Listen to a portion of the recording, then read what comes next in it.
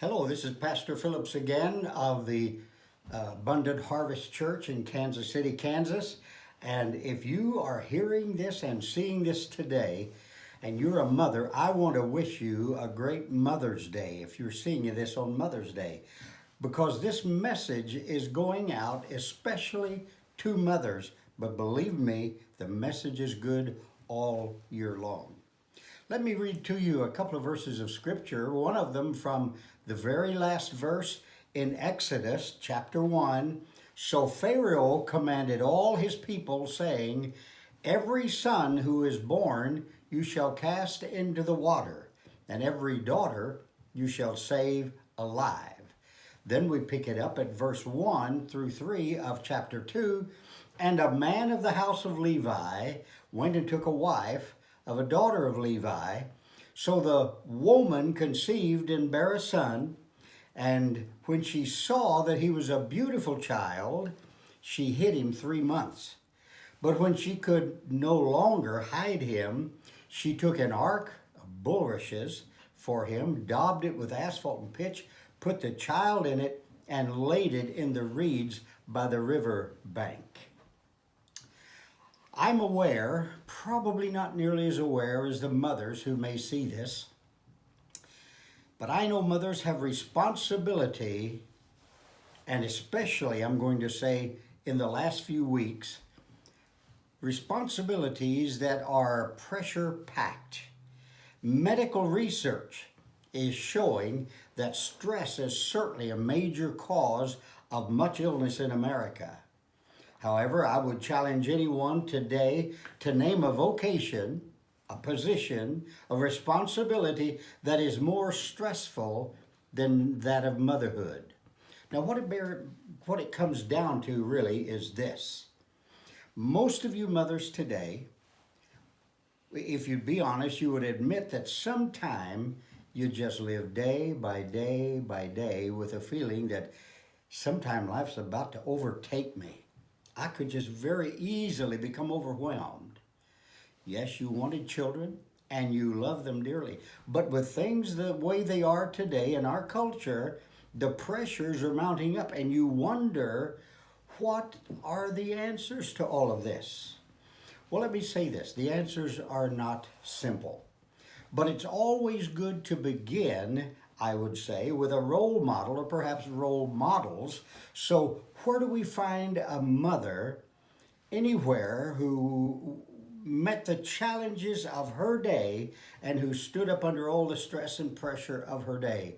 I believe one of the outstanding examples, we would have to agree, is a woman in the Bible, and she's in the book of Exodus. We read about her. Her name was Jochebed. She was the wife of Amram and the mother of Moses, Aaron, and Miriam. We learned this in Exodus 1, where we see a home that apparently had very little of the world's material things, but a home that I believe is worth imitating today. It's a home where the parents creatively and courageously obeyed God and met the incredible pressures that was brought to bear on their family. Joseph, the son of Isaac, through a series of events with which most of us are well familiar, had become like a prime minister of Egypt sometime before our story begins.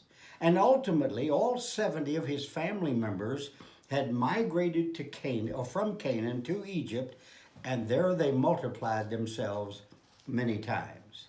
With Pharaoh's blessings, they had settled in the area known as Goshen. And as our story opens, the number of Hebrews, that's descendants of Isaac, had increased from 70 to between 2 and 3 million, they think. And you know what? It had taken about 430 years for that to happen, but that's where we are at the time our story starts today. Now, also at this time, there was a new king on the throne of Egypt, a new Pharaoh who did not know or respect Joseph. This new Pharaoh was frightened over the large number of Hebrews in the land. He was afraid for two reasons.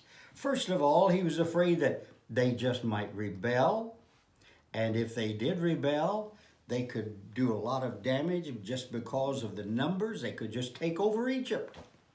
But he was also afraid that they might leave. And if they left, that would severely impact the Egyptian economy.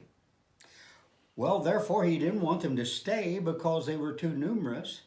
And he was afraid of their great number, but neither did he want them to leave because they were making such a huge economic impact upon Egypt. So what was the answer? We have a new king on the throne, the new Pharaoh.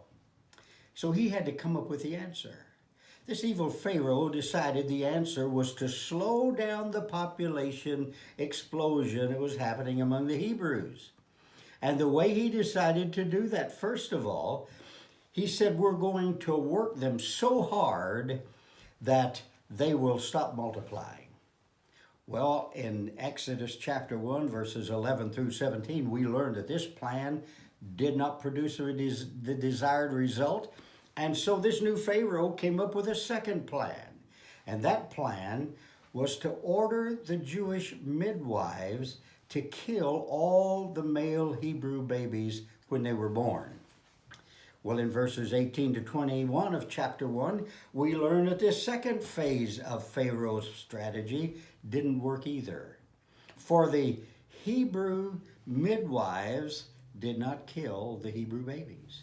And of course, then we see that God had to bless the midwives, especially for their courage and for their obedience to God. Now, one thing this tells us, and I want you to listen to this, obedience to God does not always exempt you from life's adversities. It might not exempt you from the adversity that the United States is going through right now, but it will always put you in the pathway of God's blessings, whereby God will even use your adversities to bring about something good and positive in your life. And let me add also that that these instructions apply to our current battle with this coronavirus that seems to be ravaging our country. Our obedience and our faithfulness to God will put us in the pathway of God's blessing. So you say, Pastor, what should I do? Well, here's what I would encourage every one of us to do if you're becoming weary. Find an area of your life where you're not being obedient to God, or at least not as obedient as you know you should be. And start obeying Him and watch what God will do. Because He will always then put you in the pathway of His blessing in response to your obedience. Pharaoh's first two strategies had failed. So he was still in the same predicament that he found himself in earlier. So he came up with another one. We learn about this one in verse 22 of Exodus chapter 1. So Pharaoh commanded all his people, saying, every son who is born to you, you shall cast in the river, and every daughter you shall keep alive. But in the first 10 verses of Exodus 2, our scenario changes completely.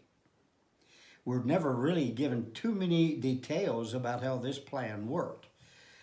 We just leave that area and go to the house of the daughter of Levi, whose name is Jochebed.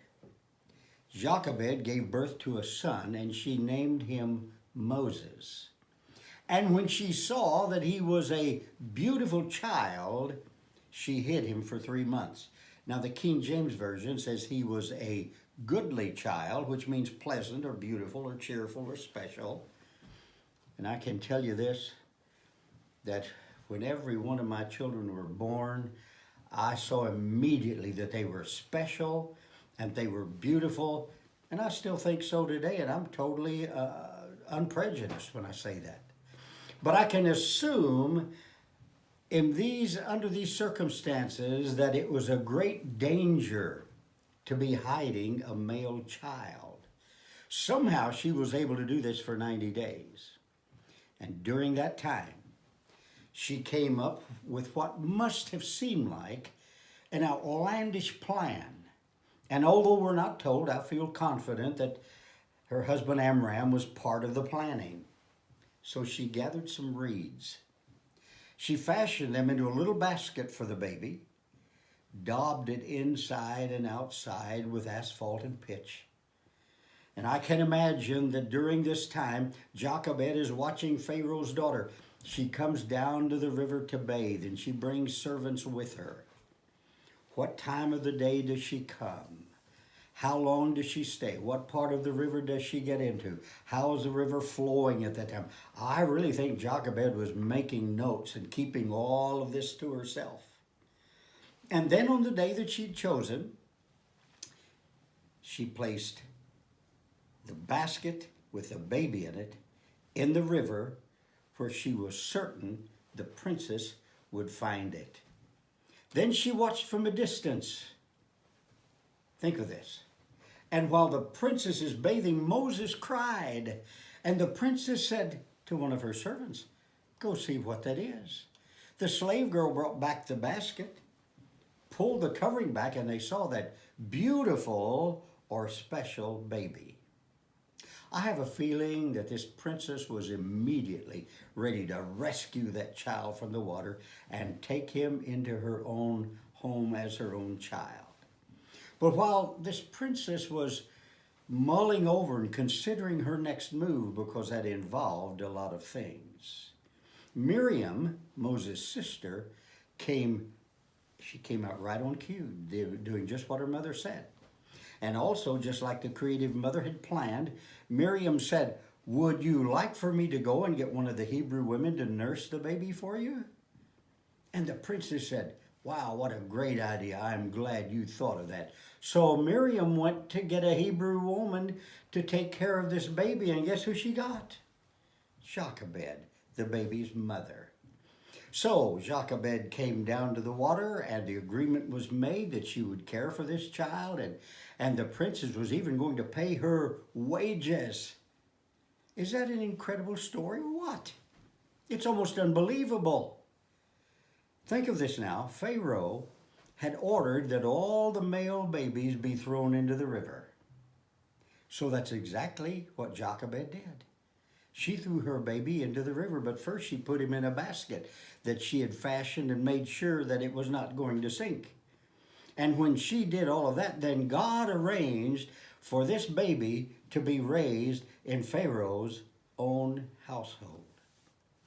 I've often wondered what went on behind the scenes there, but we're never told, so we'll go on from there.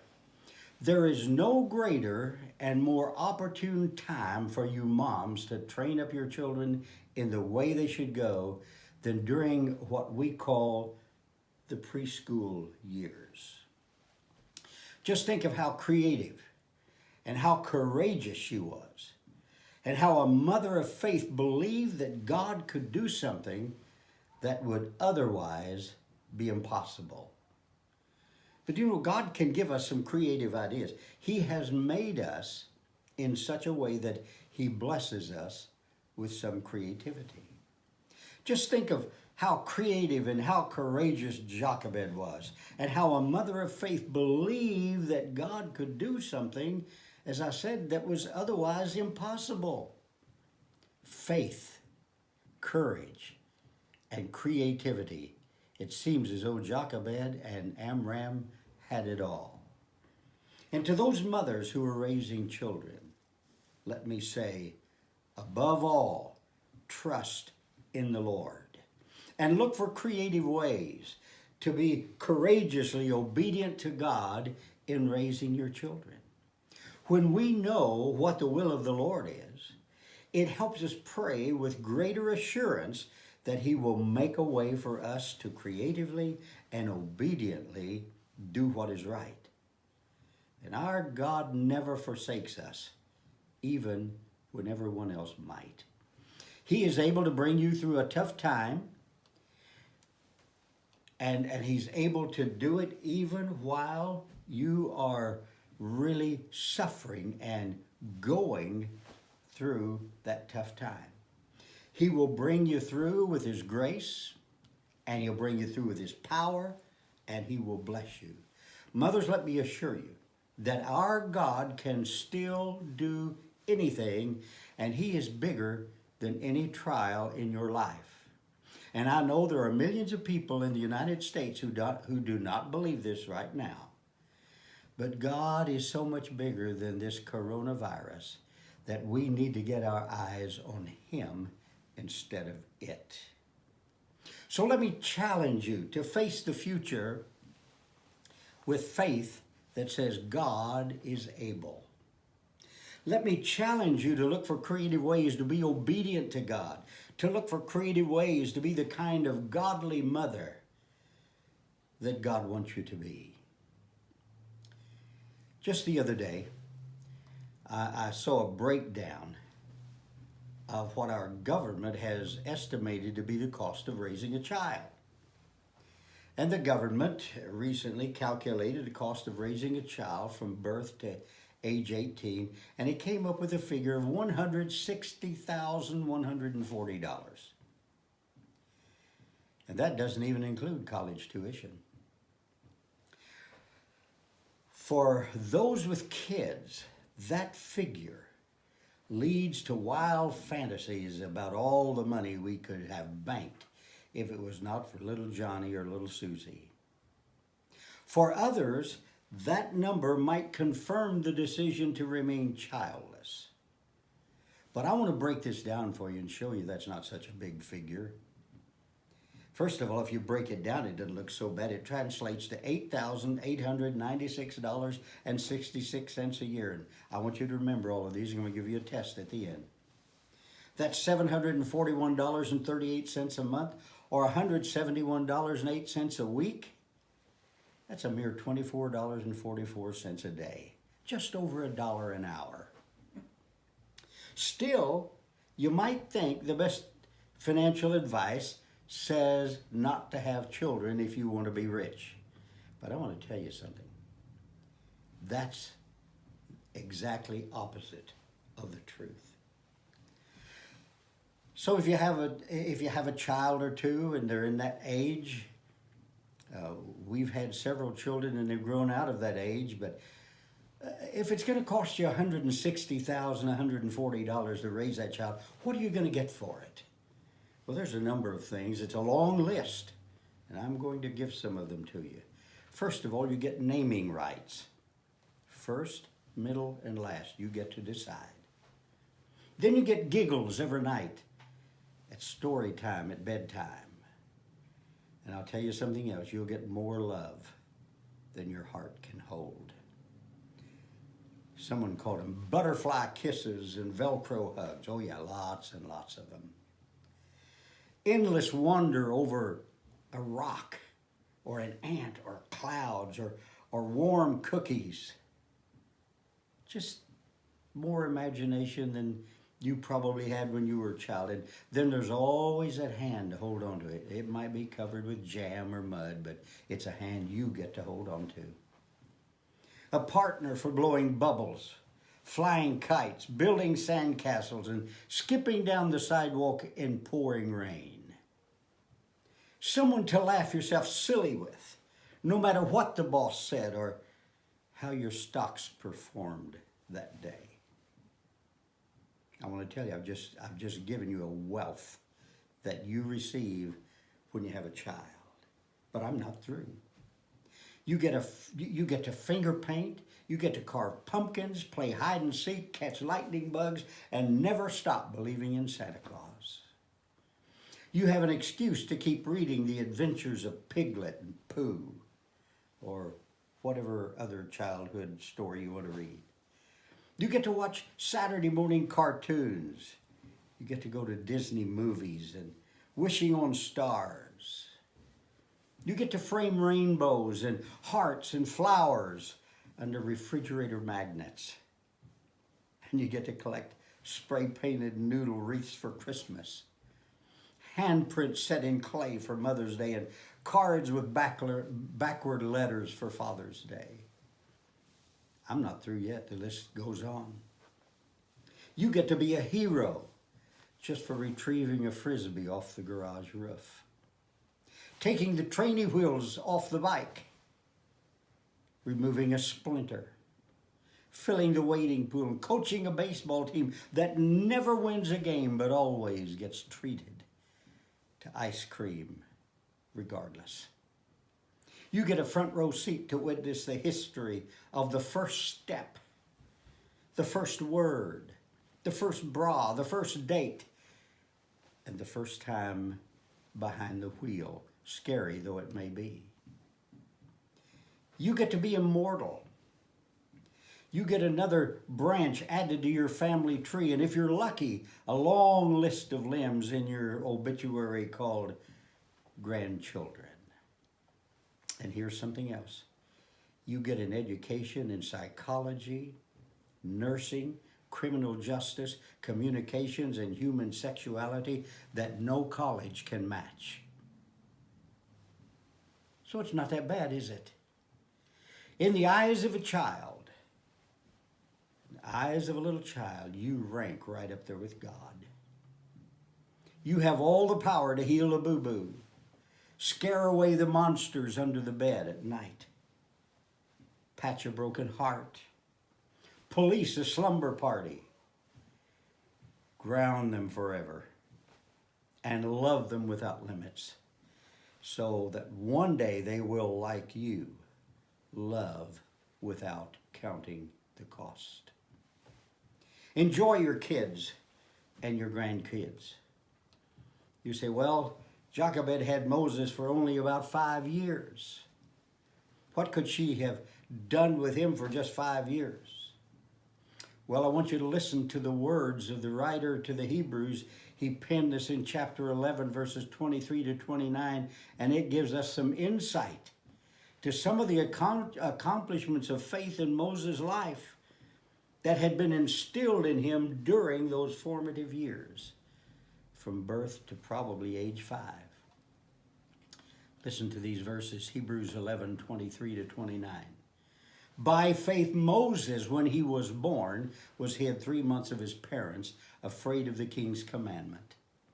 By faith, Moses, when he came to years, refused to be called the son of Pharaoh's daughter, choosing rather to suffer the afflictions with the people of God than to enjoy the pleasures of sin for a season, esteeming the reproach of Christ greater riches than the treasures in Egypt, for he had respect unto the recompense of the reward. By faith he forsook Egypt, not fearing the wrath of the king, for he endured as seeing him who is invisible. Through faith he kept the Passover and the sprinkling of blood, lest he that destroyed the firstborn should touch them. By faith they passed through the Red Sea as by dry land, which the Egyptians, assuming to do, were drowned. What could Jochebed have done in just 5 years? Let me tell you what she did. She made an indelible mark on the life of Moses, so that when he was 40 years old and evidently ready to assume the rulership of the most powerful nation of his day, he instead said, I'm going to identify myself with the people of God. I'm going to identify myself with the Lord himself. I'm going to do and to be what he wants me to do and what he wants me to be. Where did that determination come from? Where did that kind of conviction come from? How did that happen? Oh, yes, I know it was because of God's grace. It happened because of God's work in his life. But God always uses people in that process. And I think it happened largely because his mother and father built those godly principles into his life, built a respect for God into his life, built, even as a preschooler, simple things like love and a willingness to be open to God in his life. Research shows that those first 5 years are some of the most pivotal, most important years in a child's life. So I'm going to say, husbands, love your wives. Praise them. Cherish them. Children, obey your father and your mother. Do your best to make this the the greatest Mother's Day she has ever had. God bless you.